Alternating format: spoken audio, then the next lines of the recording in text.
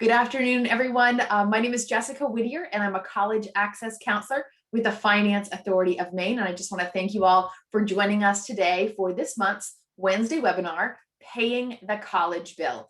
I am joined today as my kind of co-host and question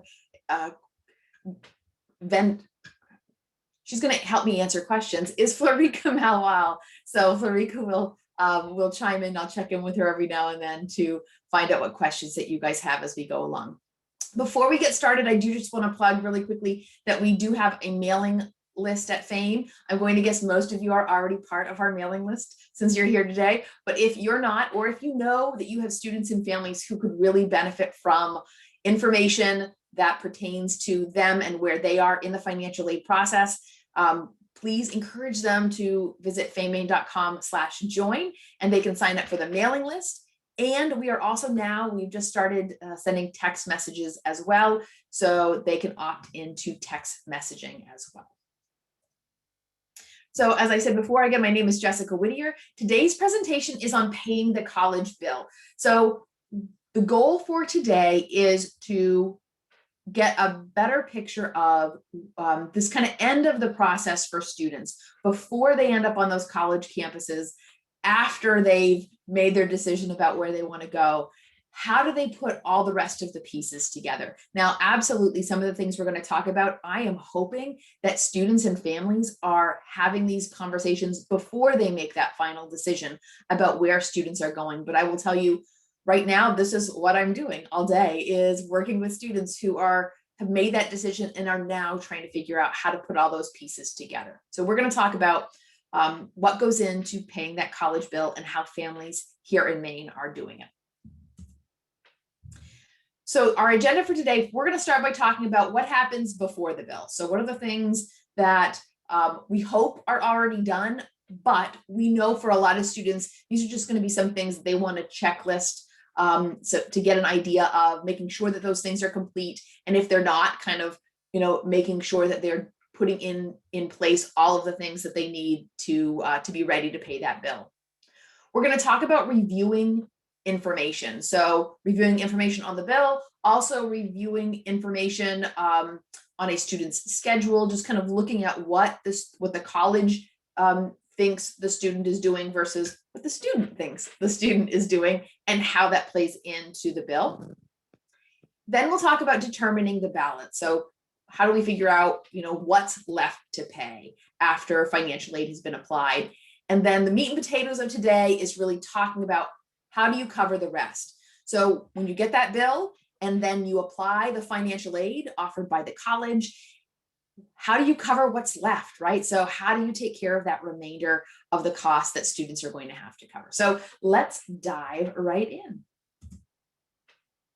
So let's talk first about prepayment activities. So what are those things that we want to make sure that students have done or are doing to put themselves in a position to pay that bill? So first, finalize their financial aid paperwork. So many students will have that done already, but we are seeing a number of students who, especially this year in particular, with all of the delays that students have had in applying to schools and applying for financial aid, we might see that they still need to maybe complete some paperwork with the college. Maybe they need to complete verification. Just working with a student the other day who is looking at a bunch of colleges that are very pricey, but had UMaine on their list as a potential school, but hadn't heard anything from UMaine's financial aid office about financial aid yet.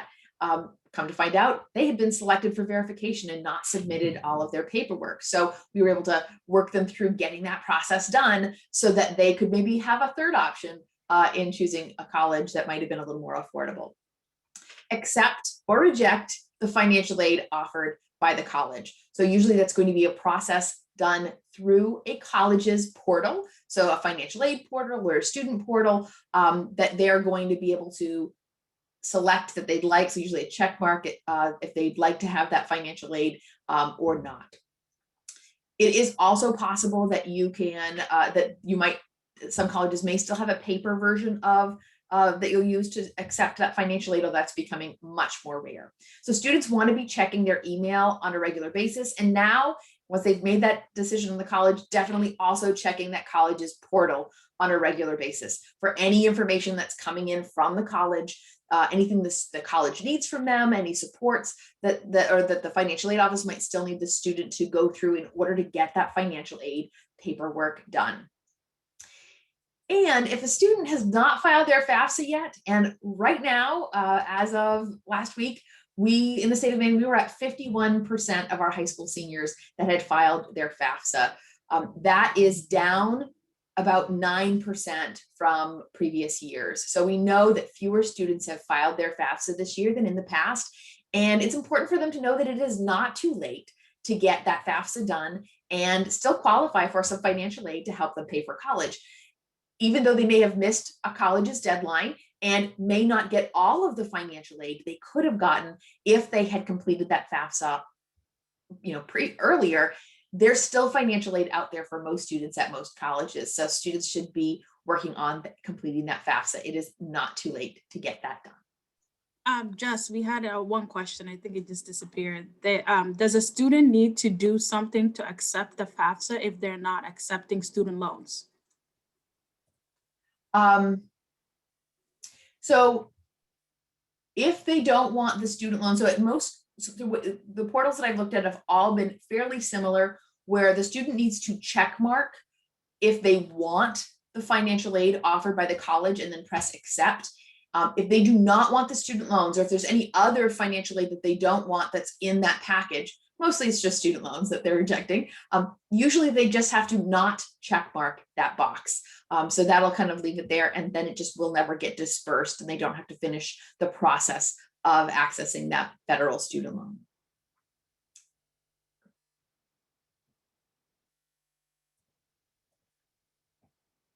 So let's talk about those student loans. So let's say you do want your federal direct student loan. There are some additional steps that students are going to go through for that. So once you have accepted that federal direct loan, you are going to need to accept the loan and then complete documentation for that loan. Students are going to visit studentaid.gov. So I will say first, most students are going to, right from the college's portal, there's going to be information kind of pointing them in the direction of studentaid.gov, which is where they will fill out the correct forms. But if they don't, if they're not seeing that automatically, they can just go directly to studentaid.gov, sign in with their FSA ID, and fill out their master promissory note. So that is the contract with the federal government and the student, letting them know that they would like that that student loan and that they promise that they are going to pay it back and follow all of the guidelines that are required. They're also going to need to do entrance counseling, which is pretty much watching a video, getting more information about how the student loan works and what's expected of the student while they're in school, but then also when they're in repayment. And then they're going to take a little quiz to make sure that they understood what's expected of them. So again, all of this happens at studentaid.gov. And really just about everything that a student is going to do today when it comes to financial aid in the federal government happens at studentaid.gov. So once a student has accepted the financial aid from the college, then you want to be looking at the bill. So the next piece that you're going to look at is what's on that college bill. So two different kind of ideas to keep in mind. First, review the bill. Remember that, or know that the bill is only for one semester. So I think some people are, students and families who are doing this for the first time are often surprised that that first bill seems kind of small, because they're thinking about their bill in the full year's, full year cost. In this case, it is broken down by semester. So they are only going to get the bill for the very first semester of college. You also want to take a look at what's listed on that bill. Students will get bills after they have registered for classes. So typically a student will, let a college know that they'd like to go there. So they've accepted their position at that college.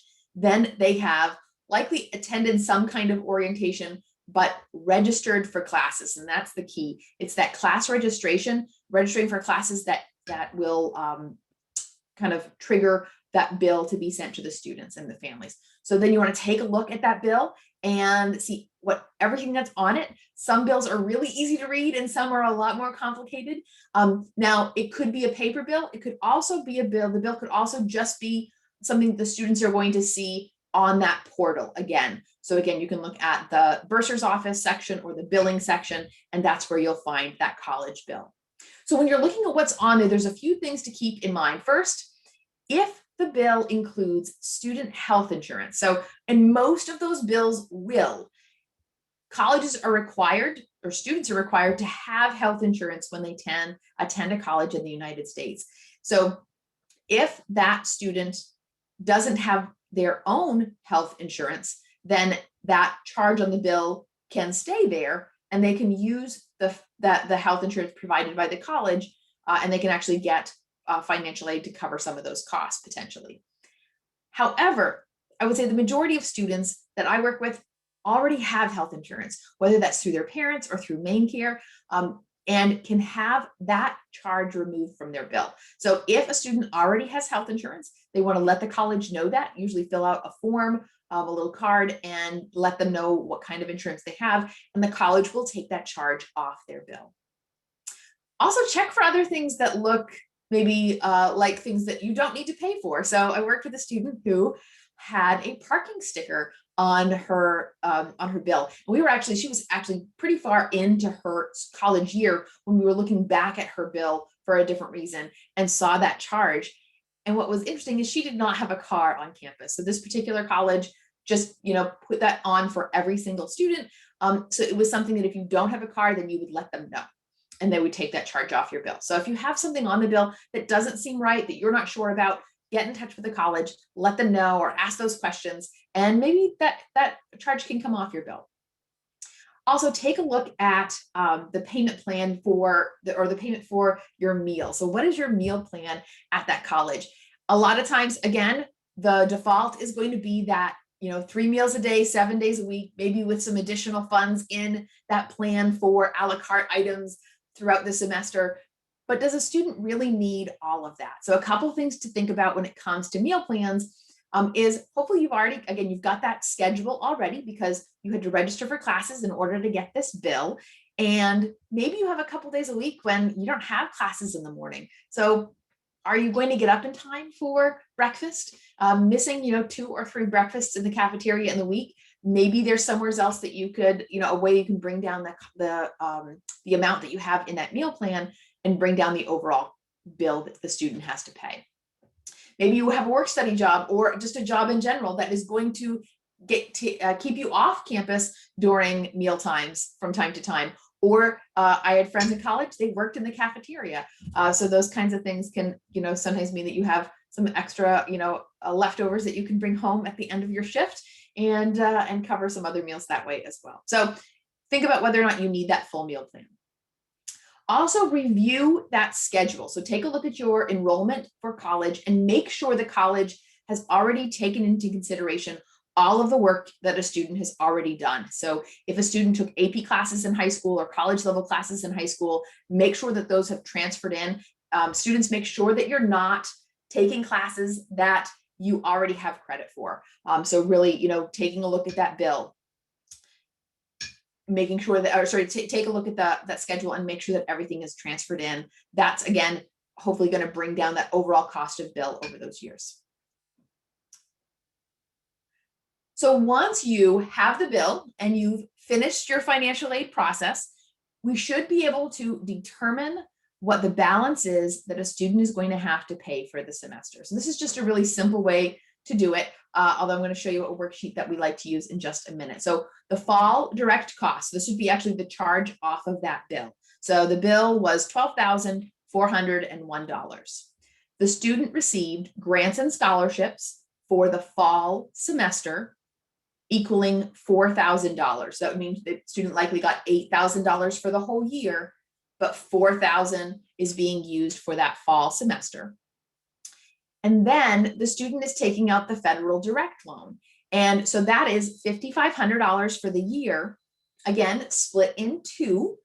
And what we've done here is we've also subtracted some of the fees. So when you apply for that loan, there are going to be some fees. So when we're looking at what is typically applied to the bill for each semester for that full federal direct loan, it's going to be $2,721, leaving the student with $6,680 left to pay. So I'll also just say here that work study is not applied. So we're not putting work study in this equation right now. It absolutely can still help students pay the bill, but we're going to talk about how to do that in just a minute. But because the students are not going to earn those funds until they've gotten to campus and found a job, and worked the job, and then been paid, that bill was due, in July or August. So they are not earning that money in time to use that to pay fall bills. So that's why we don't have it in here right now. So for this student, we are trying to fill $6,680 for fall, which, and again, if you think if it's going to be roughly the same for fall and spring, this particular student is looking at what, $13,000 to $14,000 left to pay for the year. For some families, that can feel really overwhelming, like a lot, and they're not sure how they're going to make that happen. So we like to kind of walk them through step by step some of the things that families do to make this possible. So the reality is that families are paying the remainder of the cost for college most commonly using a piecemeal approach. So they're not just doing one thing. There's no one magic bullet. Every now and then I'll meet a family who is substantially saved for college and they're able to just take care of it. Or every now and then I'll see a family that just takes it all out in additional student loans. But I think for families and students who are most successful in making this possible and not feeling overwhelmed, they're doing a little bit of a bunch of things. So that's what we're going to talk about today. So what are those things that they're doing and how is it working? So one of the things that we use to help families through this process is our calculating resource worksheet. If this looks familiar to you, it is because it is the backside of our comparing costs and financial aid offers worksheet. So we encourage families to use that comparing costs and financial aid worksheet when they get their award, their financial aid notifications from the colleges, so that they can compare side by side what each college is giving them, and what each college costs and where that leaves them.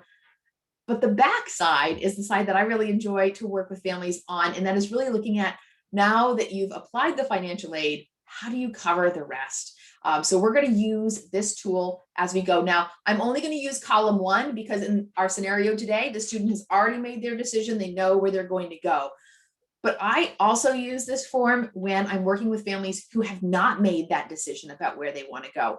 And maybe they are looking at 2 or 3 colleges still and trying to figure out how to make the resources that they have as a family work. And it allows them to plug in different numbers for different colleges. So where at one college, a family might feel, because the costs are higher, a family might feel they have to put in more of their family savings to go to that school. Maybe they don't at a different school. And then they're able to kind of plug all of that in and see as they go. So again, it's a really great tool for all kinds of reasons, but we're going to use this to figure out how this particular student is going to pay for school. All right. Any questions yet for Larika before I move on to plugging in all my numbers?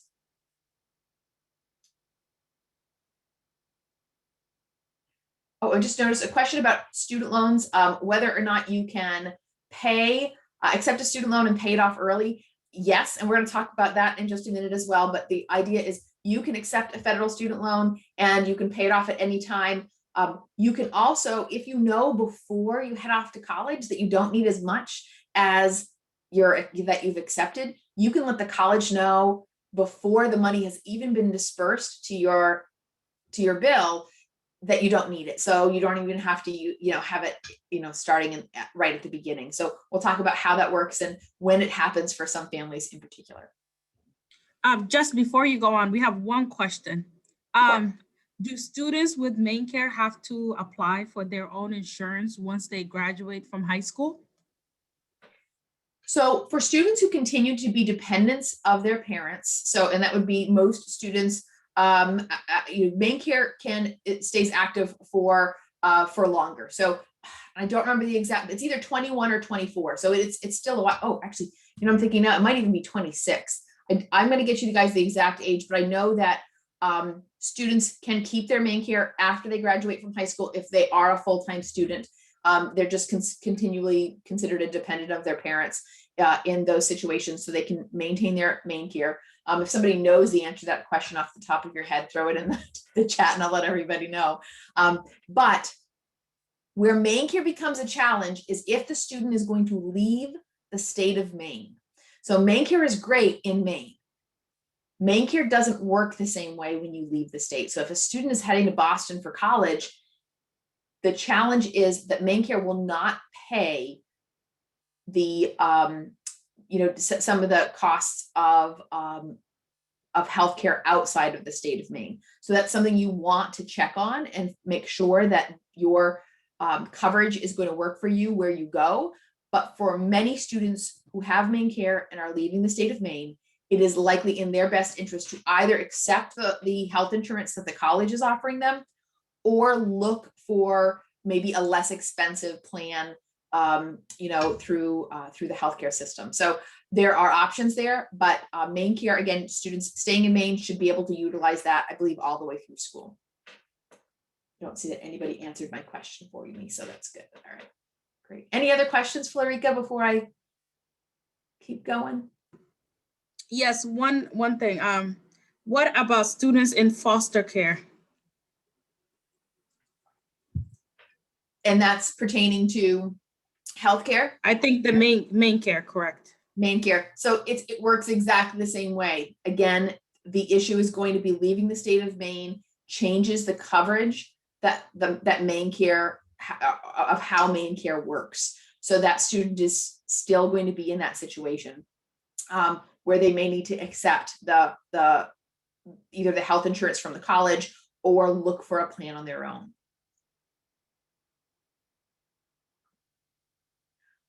All right, so let's take a look now at our students. So we have a student, they are heading off to FAMU, heard it's a great school. And again, they have a remaining balance of $6,680 for the fall semester that they are trying to fill. So to cover that very first bill. So let's take a look at what some of those options are. So first, let's talk about scholarships. So students, many students at this point in the senior year of high school in May, they might not know about some of the scholarships that they could still receive at maybe their high school graduation. A lot of scholarship announcements don't come out until the end of May, beginning of June. But students can continue to look for scholarships right now. There are still scholarships that have deadlines today and tomorrow and straight through the months of May and June and July. And those scholarships can still be applied to the fall semester bill.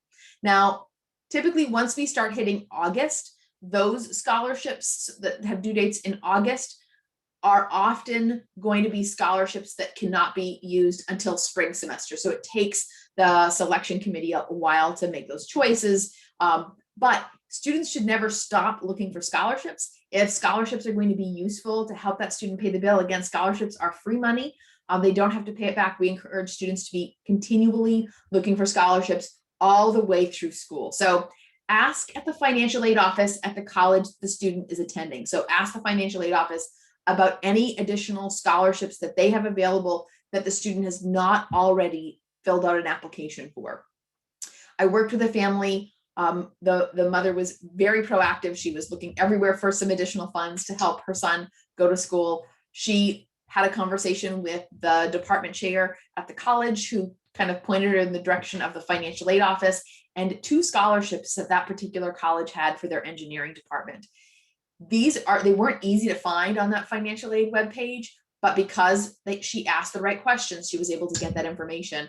And that was able to help cover some of those costs for her son for fall. So ask, at your college, ask in the financial aid office about additional funds and any scholarship applications that you haven't completed. Also use those online searches. So make sure that they're free. So don't pay anybody for any scholarship applications that you're filling out, but also check out our website at faymaine.com/scholarships. So we have a list of Maine-based scholarships. So if a student finds a scholarship on the website that they qualify for, They're probably one of only a handful of students who do, so that's a really good thing. On top of that, we have a list of national scholarship search tools that we think are pretty good. So over the years, I've done quite a bit of research on what scholarship tools work well. And so we've listed them all there for students so that they can access them and continually apply for scholarships as they go. So a couple of things to know about outside scholarships. So if a student gets a scholarship, maybe at high school graduation, maybe it's something that they get from a larger national organization, the student needs to notify the college, the financial aid office, that they have this scholarship coming. So if it is a scholarship being paid to that student to help them cover college costs, the college needs to know about it. So they're required to notify financial aid. You want to do it as soon as possible because students are not, well, the reality is that in many cases, a college is going to need to adjust a student's financial aid based on the scholarships that a student is getting from outside sources. And this happens for one of two reasons. First, a student is not allowed to get more financial aid than it costs for them to go to school, right? Or than they need to go to school. So when you fill out these financial aid forms, the FAFSA comes up with an EFC, an expected family contribution. The college can give you financial aid, all the way up to that point.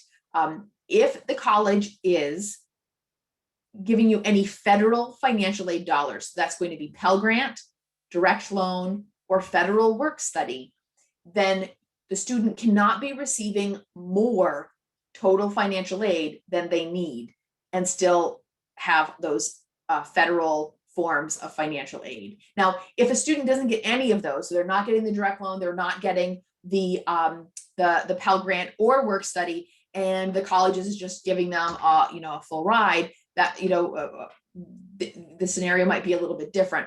But ultimately, when a student gets more financial aid than they need, a college usually needs to adjust their financial aid. So at that point, what I would encourage students and families to do is have a conversation with the financial aid office about how they are adjusting financial aid. So certainly there are some types of federal financial aid that are better than others. So you want to keep your Pell Grant, but maybe you don't need as much direct loan. So maybe you don't need as much loan, and that's what gets reduced, so that you can put that scholarship into your package. Or work study. If a student doesn't feel that they need that job on campus, maybe they can get a job off campus, or that might even pay more. Then consider maybe removing work study from the package and then applying that scholarship. So scholarships are free money that you don't have to pay back. The other scenario that still happens is maybe a college has not met the student's full financial need, but each college has an equation that they use to determine how they are awarding financial aid so that they can be as fair and equitable as possible to all of the students at that college. So when a student receives an outside scholarship, that gets plugged into that overall equation. And we do see colleges, even colleges who have not met full financial need of students, making those adjustments. So students want to let colleges know as soon as possible about those scholarships so that if adjustments need to be made, the student has some involvement in it and knows what's happening well ahead of time, well before that bill is due. Where things get really tough is sometimes students won't tell or don't realize they need to tell a college that these scholarships are coming. And then the college receives that money in the fall from, let's say, the Rotary Club of Kittery. The college receives that scholarship dollars. Well, at that point, the college has to go back and readjust the financial aid. And it might mean that in September, that student is getting a bill, an additional bill. So it's important for students to let colleges know as soon as they know, so that they have some part of that discussion and are prepared to pay that bill. Any questions before I move on to plug in our scholarship dollars?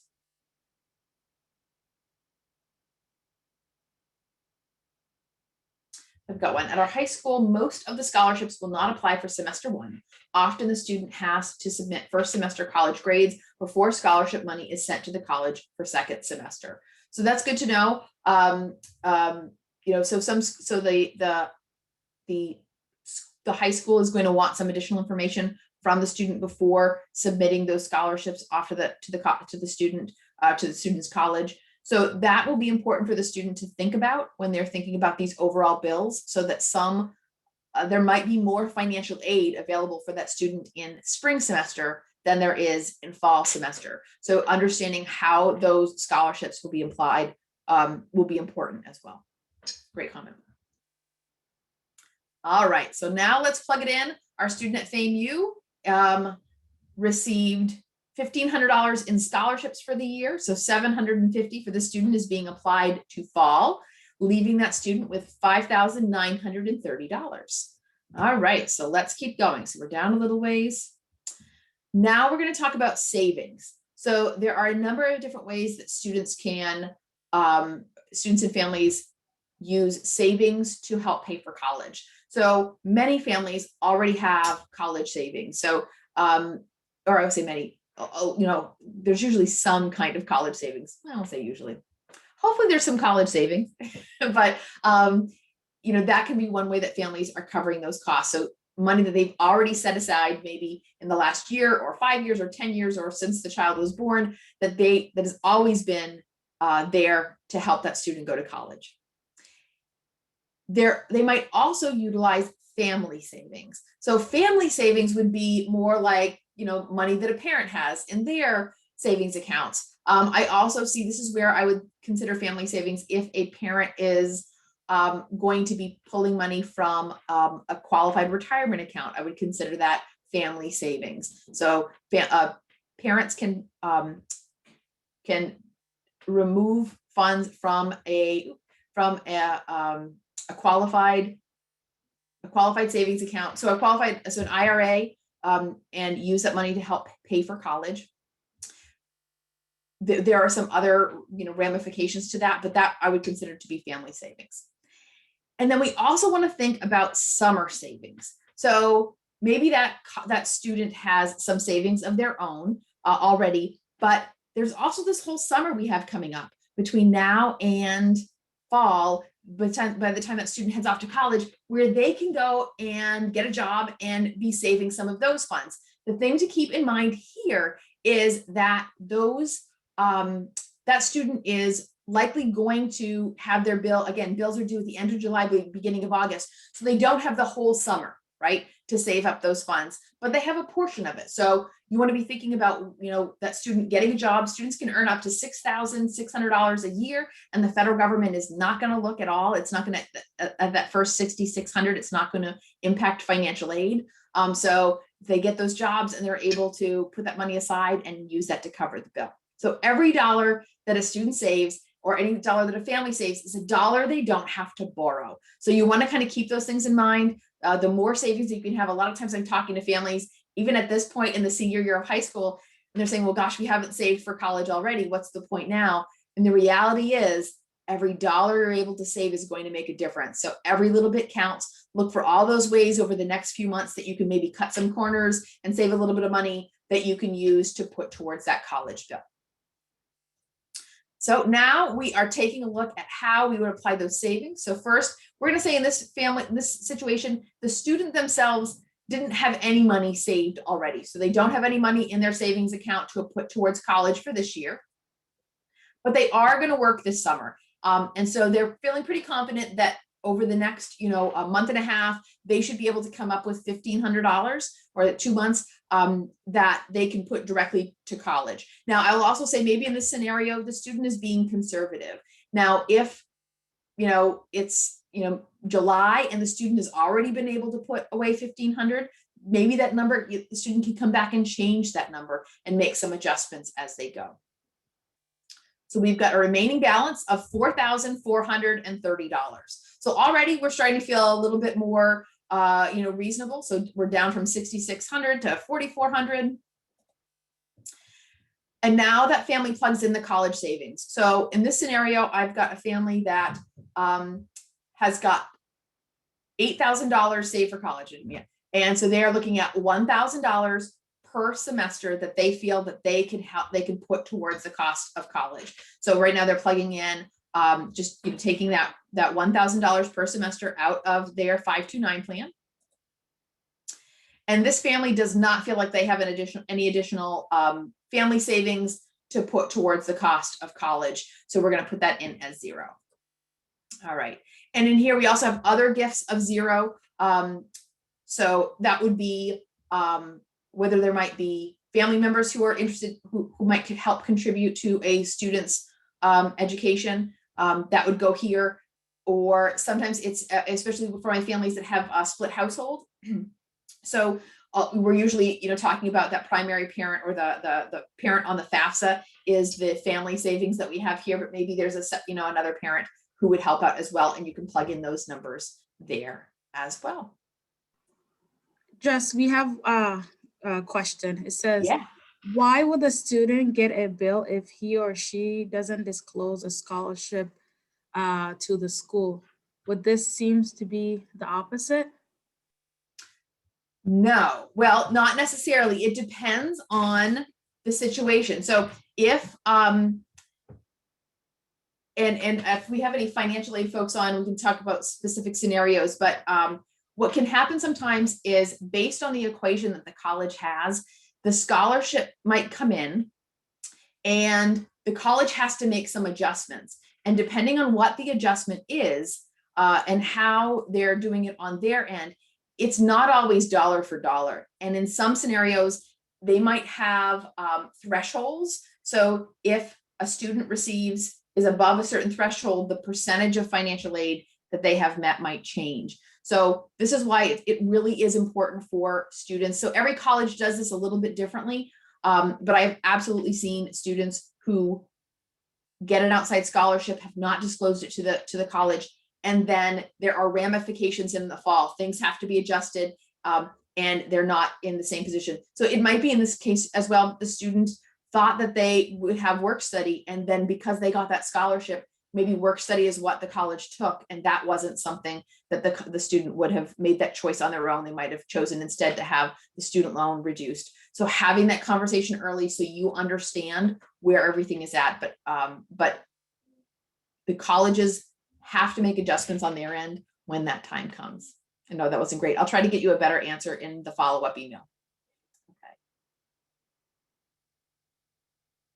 Right, so if the student discloses the scholarship before the financial aid is dispersed, correct. If you're giving the college time to make those adjustments, then you're still going to get your bill, right? You're still going to get a bill, but the bill is going to reflect the current situation, including the scholarship versus the situation when the college did not know what scholarship was coming.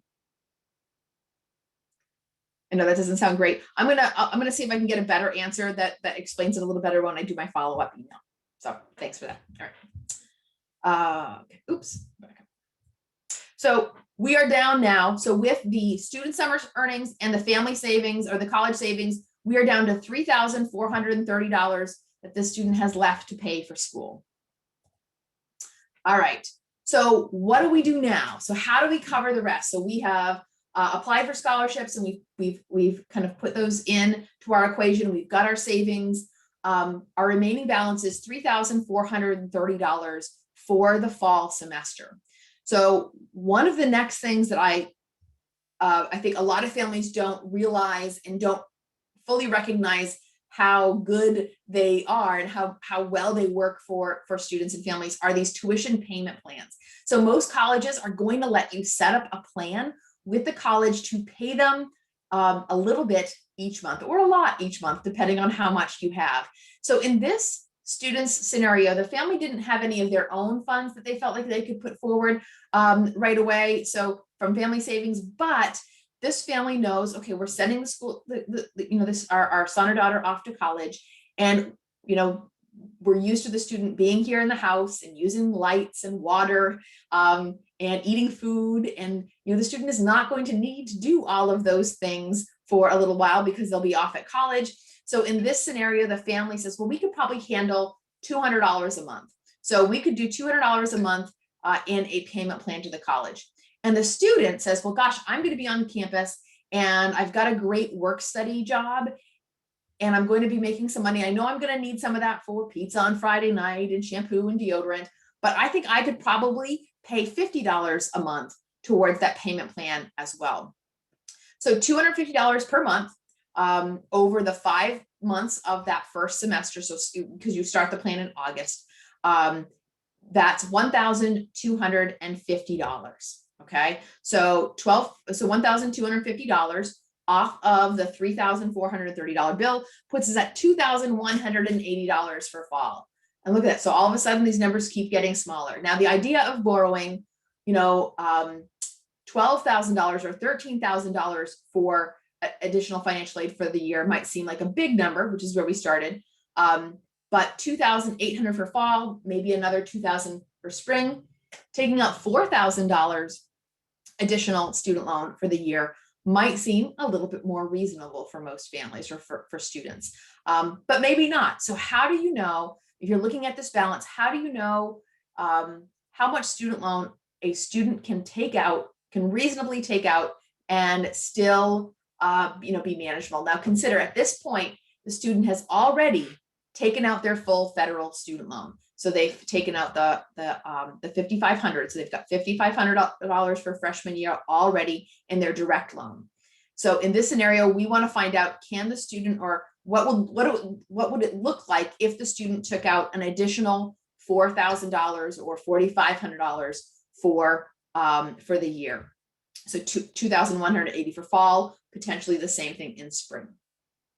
So one of the first things we'd encourage students to do is really get a picture of what their, start thinking about what their life is going to look like after they graduate from college. So the point of going to college is to hopefully get a career and a good, stable job that's going to provide you with an income. So knowing what that income is going to be important in determining how much student loan a student can take out reasonably. One of the things that we would suggest that they do is to check out careeronestop.org. So Career One Stop has a salary finder that we think is pretty great. It lets students put in any job they want to do and anywhere in the country that they want to live. And it is going to give you the low end to the high end of what you would earn in that job in that location. So in this scenario, we're looking at occupational therapists in the state of Maine. And you will see here that they give you the difference between the salaries in Maine versus the salaries nationally. And what I've working with students, you can put in any state you might want to live in, and you can see where there are areas of the country where you might get paid a little bit more for that job. And so in this scenario, we're looking at occupational therapists in the state of Maine. And if you take a look at the low side of that income, that we're looking at $44,000, roughly $44,000 would be the starting salary for an occupational therapist in the state of Maine. So knowing that, we can then use the student loan salary calculator tool on our website. So this is a great tool that we have kind of set up for students. You can adjust the interest rate based on the interest rate that's the most common for that time the student is going to school. We know that it fluctuates from year to year a little bit. So right now they're on the lower end. We don't know what it's going to be quite yet, but right now it's around 3%. So in this scenario, we have 5%, which I think is probably more average. As we get through the next 4 years, those student loan rates are probably going to go up a little bit more. It's 10 years to repay those federal student loans or any student loans in general. So in the first scenario, we have a student, the student is our occupational therapist who plugs in their expected salary of $44,000. So the recommendation for this particular student is that they not borrow more than $27,655. So if we're going to even round it up to $28,000 is the kind of the capacity for that student to be able to go out and get that job and pay back their student loans and have a place to live and a car to get to work and food to eat. If that student loan gets a whole lot bigger than that, then that's where we start to have some additional challenges. So in this scenario, this student wants to keep their number below the 27,000. And And so again, you'll take a look at what the remainder is that the student has to borrow, kind of adding it all together to see where that's at. You can also do reverse. So if you're saying, okay, well, I know I need to take out $20,000 a year, right, to go to the school that I really want to go to, what is that going to look like? So the other thing you can use this calculator for is to get a better idea of what kind of income you would need in order to support the amount of student loan that you're planning to take out. So in this scenario, we went high, so $80,000. So I will say $80,000 is a number I see often. So I like to kind of plug this in and talk to students about it. $20,000 a year for a lot of students seems to be this kind of somewhat acceptable place to be. But the reality is $80,000 is a whole lot of student loan debt. So if a student has $80,000 in student loan debt with an average interest rate of 5%, we are looking at $848 a month in repayment. You would, in order to be able to pay that back comfortably, you would need an annual salary of $127,000. So I think for a lot of students with a four-year degree, that is not a reasonable starting salary. So these tools are great to kind of give students a picture of what those things might look like. All right. So on the surface, borrowing $50,000 versus $80,000 may not seem like that big of a difference, because it is. I mean, at the end of the day, it's a lot either way. But the difference in the starting salary you need to support $50,000 in total student loan debt versus $80,000 is a whole lot different. And the difference between $530 a month versus $850 a month, I mean, we're talking about an entire car payment, worth, in the difference. So it makes a difference, where, how much students are borrowing and making sure they're keeping it reasonable. One of the other rules of thumb we like to say is students should try to keep their total student loan debt below the starting salary for the job they want to go into. So that would be a little more flexible, gives them a little bit more wiggle room. So in that scenario, our occupational therapist could take out $44,000 in total student loan debt. But kind of keeping that number as low as you can is going to be important. If a student needs additional student loans besides that federal direct loan, so a student should always start with that federal direct loan. The direct loan is a loan directly to the students. It does not require a cosigner. It does not require a credit check. The other benefit of the bigger benefits of that federal student loan are in the kind of the fine details. The interest rate is usually one of the better interest rates a student is going to get on a student loan. It is also, when it comes to repaying that federal student loan, there are a number of benefits for students or for borrowers. They have a number of different payment plans, including income-based repayment plans. So they'll work with students based on their income to make sure they can comfortably repay their federal student loans. On top of that, if a student hits a hardship or loss of income, they can communicate with the federal government about that and take some possible deferment, so taking a break from those payments for a short period of time. So there are all kinds of benefits for the federal program. So utilize those first. But if you need additional student loans, we have created at FAME a website this is what it's all about, looking at student loans and what is a student's capacity to take out student loans, how do those federal loans work, but also how do private student loans work, and what are the things that a student needs to think about when they are applying for looking for those private student loans. It also gives you a list of all of the private student loan lenders in the state of Maine, and you can do a side-by-side comparison of their rates and their interest rates and their terms and things like that. So it's a great tool that you can utilize to get a better picture of how additional student loan might work for a student. There is also the option of taking out a Parent Plus loan. So Parent Plus loans are a loan not for the student, but for the parent. The thing to know about a Parent Plus loan, or some of the challenges with the Parent Plus loan that we see, is that the rates in the past have been considerably higher than the direct loans that a student can get directly with the federal government, and are usually much higher than the rate that of the private student loans. So although there are options that are out there, and one of the benefits that of a Parent Plus loan is that a Parent Plus loan will also give you the income-based repayment option. The reality is, for many families, it's probably a less attractive option when it comes to overall paying back that student loan debt.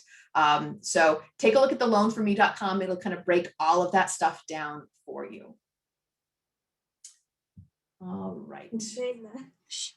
Jess, before we go on, we have Absolutely. one question. Yeah. The question is, are we better off using our entire college saving account to pay the first year of college with hopes of getting more financial aid in the 4 years of college? Or should we split it, the college saving plan funds throughout the next 4 years? Yeah, so this is a great question, and I'm going to also say one of the things. So if you're a parent or a student listening today, or as school counselors and college access folks, if you have students that you're working with, sometimes it really is a family by family basis how we are, maybe working with families to make those, helping them make those decisions about how they're going to use their funds. So using it all, do I use it all freshman year and then try to figure the rest out later? Again, it will be different for every family depending on the potential, how much we're talking about and the potential for more financial aid in the future or not. And it's really risky if you're using all of your savings up front. That said, there are some benefits to having smaller student loans freshman year. So let me move to my next slide because we want to talk about that. So student loans taken out freshman year have the potential for the most interest leading up for larger payments down the line. So I usually try to encourage students to keep those freshman student loans as small as they can. It's also good to know there are, and when we have these discussions, one of the things we'll talk about is a student's summer savings. They have much more potential to have a larger summer savings in the years between freshman and sophomore year and junior and senior year. So where a student might only feel like they can come up with $1,500 for the summer between senior year and freshman year of college, because that summer is shorter. They're not out of high school until June. They have to be there for orientation mid-August. They have less time to pull those funds together. In future years, they're out of school in early May and they're not going back until September. So that can make a difference. So there's certainly like a considerably larger earning potential there. So that's something to think about. We also have students that are going to head up to colleges that might have paid internships or co-op programs. And we know that in those scenarios that a student might be earning some, considerably more money that's going to help them cover those costs. So it really is different for every student and family based on the resources that the family has, the resources that the student has, and what that college program is going to look like and what maybe some of those opportunities are. That said, I would never gamble that you're going to magically find more money in year 2 or 3 or 4. So you really do want to be planning for those 4 years and how they're all going to fit together and making sure you have a realistic expectation of that. Wait to apply for loans until after high school graduation. So this is another thing. You want to wait to apply for additional student loans, any private student loans that you might be applying for, until you really know what all of those other resources are that you are going to be applying towards your bill. Okay, so don't take out more student loan that you need. But if you find out down the line after you've already applied for those additional student loans that you don't need them, contact your borrower. If you know that before the money is dispersed, then you might be able to bring that number down so that you don't have to borrow those funds. And if you end up with more funds, so reduce that student loan amount as you go. Every dollar you save or earn is a dollar you don't have to borrow. So again, really looking at how do you kind of make all those things work. Just working with a family last week, and they talked about things like reducing the number of subscriptions that they have. So television subscriptions. So they had all the the Netflix and the Prime and the Hulu and all of those things, Disney. And we just, they were talking about bringing down just 2 of them, getting rid of just two of those subscriptions was going to give them an extra $30 a month that they could put in that payment plan. So it was all these little pieces, it's all the kind of figuring out the pieces to put together that put some families in a position to be able to afford more. All right, any additional questions, Florica? I can kind of take a peek too. Let me just check. Yeah.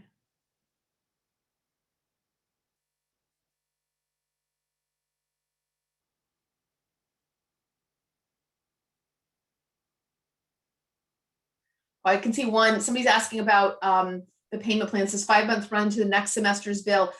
Let me do my math here. So August, September, October, November, December. No. So that first payment starts in August. So because most payment plans, when I think about them, I'm thinking about the full year, and they break it down into 10 payments over the course of a year, starting in August and ending with May. So the 5 months for fall would be August, September, October, November, and December.